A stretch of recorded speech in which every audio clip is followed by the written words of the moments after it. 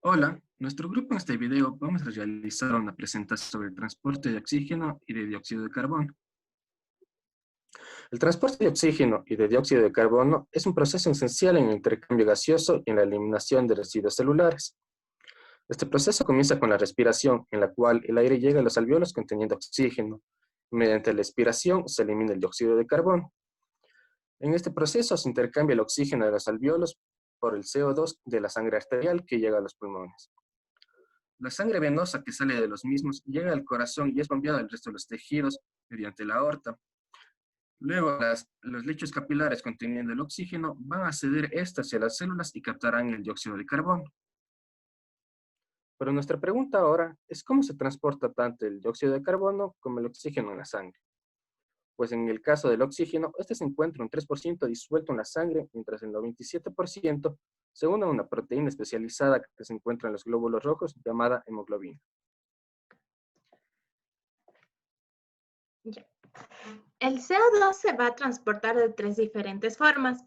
El 7% se va a transportar en forma disuelta, el 23% en forma de carbaminohemoglobina, que se une el CO2 con hemoglobina, y el 70% en forma de bicarbonato.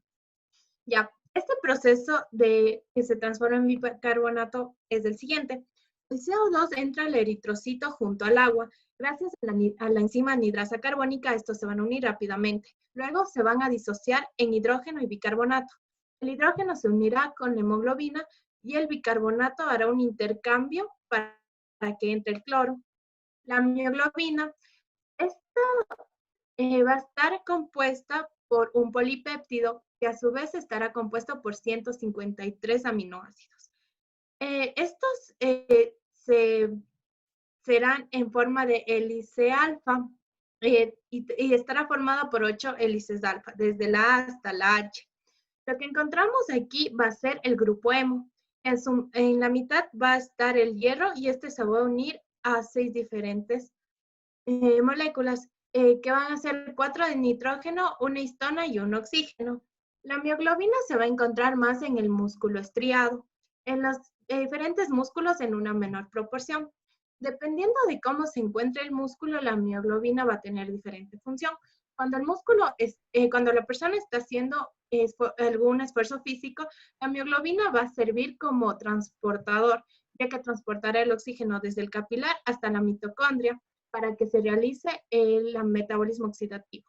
Y si la persona está descansando o no está haciendo ningún esfuerzo físico, la mioglobina va a reservar el O2. Bueno, ahora vamos a hablar acerca de la hemoglobina. Tenemos que tener en cuenta que la hemoglobina tiene dos cadenas alfa, dos cadenas beta, las cuales van a interactuar mejor entre beta. Aquí se ubica el grupo hemo, donde va a ser el oxígeno, y incluye un grupo férrico, la molécula de hemoglobina, donde el ion ferroso va a poder transportarla de manera eficiente, mientras que el ion va a poder cumplir esta función.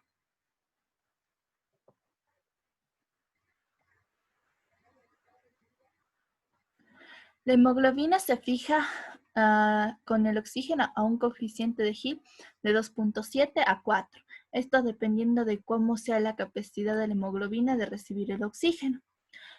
Cuando la hemoglobina pasa de estado desoxigenado a oxigenado, se dan cambios estructurales entre la histidina y la molécula del ICF.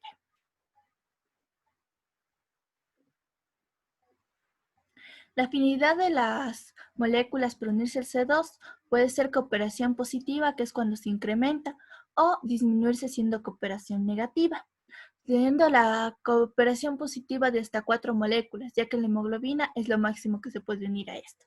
En pocas palabras, coeficiente de Gill de 4. La hemoglobina, al ser una proteína alostérica, depende del pH y de moléculas como el hidrógeno, CO2 y 2,3 bifosfoglicerato para poder unirse. En el lecho capilar, la hemoglobina adquiere un estado tenso debido a los cambios que se da, ya que tiene que dar su oxígeno a la mioglobina que lo guarda, ya que ésta tiene mayor afinidad para así poder realizar el metabolismo necesario para cumplir nuestras acciones diarias. Al hablar del transporte, es importante saber la cantidad de oxígeno que se transporta desde los alvéolos hacia los tejidos. Y para ello, es esencial entender el concepto de P50. El P50 se lo define como la presión parcial de oxígeno para que el 50% de los espacios estén ocupados, o en otras palabras, para que haya un 50% de saturación de la hemoglobina o mioglobina. El P50 en esta gráfica está representada como la línea horizontal que cruza las curvas. La razón por la cual es importante que el P50 de la mioglobina sea menor al de la hemoglobina es porque esto permite que se realice el intercambio de oxígeno desde los lechos capilares hacia el tejido muscular. Si fuese al contrario, esto no sucedería y las fibras musculares entrarían en hipoxia. Esta característica de que el P50 de la mioglobina sea menor que el de la hemoglobina se da debido al hecho que la mioglobina tiene una mayor afinidad por el oxígeno. Sin embargo, como lo explicaremos a continuación, este valor de P50 puede cambiar dependiendo del movimiento que se produzca en la curva de disociación. Bueno, ahora hablando acerca de la importancia fisiológica de la modulación alostérica de la afinidad de la hemoglobina por el oxígeno, vamos a comenzar diciendo de que la hemoglobina es una proteína alostérica. Esto quiere decir que moléculas llamadas efectores alostéricos van a cambiar su afinidad por el oxígeno. Entonces, puede ser de dos clases, un efector alostérico inhibidor o un efector alostérico activador. Cuando, por ejemplo, el inhibidor, la molécula efectora alostérica inhibidor se va a mezclar con la hemoglobina, va a cambiar su sitio activo haciendo de que no se pueda unir con el oxígeno. Por caso contrario, el activador se va a unir con la hemoglobina y va a hacer que su sitio activo cambie y logrando así una mayor afinidad por el oxígeno.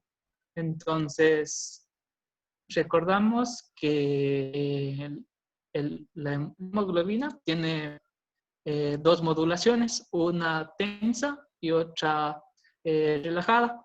Siendo la relajada cuando la hemoglobina tiene mayor afinidad por el oxígeno y tensa cuando tiene menor afinidad por el oxígeno. Entonces, cuando una subunidad agarra el oxígeno, va a ayudar a que las siguientes subunidades agarren oxígeno. Entonces, esto va a ser facilitado por el oxígeno.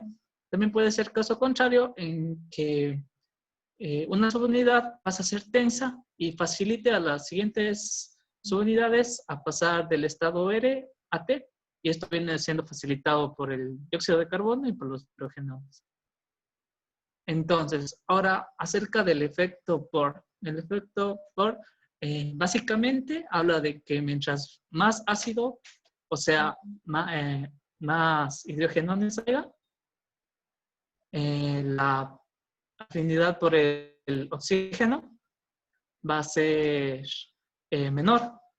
Esto quiere decir que la curva se va a desplazar hacia la derecha. Por lo mismo, el dióxido de carbono va a hacer que tenga menos afinidad por el oxígeno y cambie su estado R a T. Y ahí es donde entra el 2,3-bifosfoglicerato, que lo que va a hacer es que se estabilice el estado E, así logrando que la hemoglobina tenga una menor afinidad por el oxígeno. Bueno, eso es todo. Muchas gracias por su atención.